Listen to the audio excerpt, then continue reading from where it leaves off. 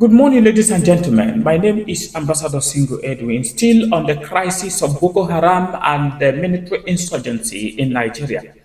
I told you this week that I am going to be bringing you the updates on Boko Haram attack on army base and air and naval base, that is soldiers base in Nigeria. A lot of people have died, a lot of soldiers have been sent to their untimely death in Nigeria by Boko Haram insurgency. I am still coming up.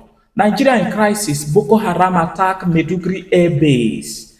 Are you listening? Pay good attention. I'm bringing you update. All this week will be an update from Boko Haram insurgency.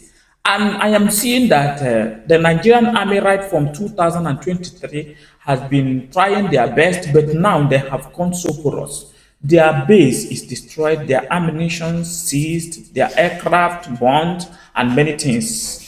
Let us go. This is a news dedicated to December 2013. Let's go. Boko Haram insurgency have attacked a military air base in northeast Nigeria, destroying 2 helicopters. The authority says that the authority of the army and the Air Force says.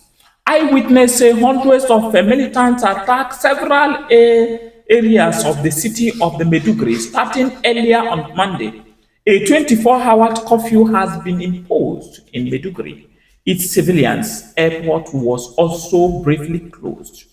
It was closed because of this insurgency. What was done? Yes, we are going to tell you what was done. A BBC correspondent says the large-scale coordinated attack is a big setback for the Nigerian military.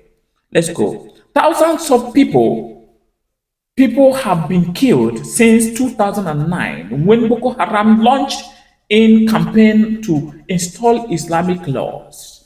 In May, a state of emergency was declared in Borno State, of which Maiduguri is the capital, as well as 2 neighboring states, while there has been a massive military deployment to the worst affected areas. But what happened? Still today, Boko Haram insurgency is still ravaging the army, destroying their ammunition, destroying their cars, destroying their aircraft, and nothing is done. What is the problem? That is corruption in the system. In the corruption in Nigeria is the system. Let's go on. Crying and wailing. People are crying and shouting. Ministry of Defense spokesperson Brigadier General Chris Olokolede said in a statement that 2 helicopters and 3 decommissioned military aircraft has been incapacitated during the attack, which had been repaired, and how many was caught. This man now is the man who was in charge then. He was in charge then. I said this week I'm going to bring you back to back of what is happening in the military sector and the Boko Haram insurgency. He said some army bases had also been targeted, while 24 insurgents have been killed and 2 soldiers wounded. Local residents told the AFP news agency that hundreds of heavily armed Islamist gunmen besieged the Airforce and the army base, razing buildings and setting shots and the petrol stations ablaze. I saw 2 Air Force helicopter bombs.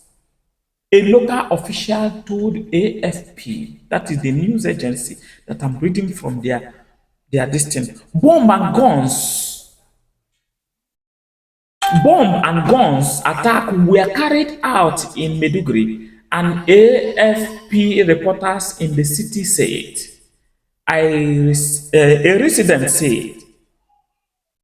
said, we heard women and children in the barracks crying and wailing at the gate. I saw some vehicles destroyed and the checkpoint there is shredded.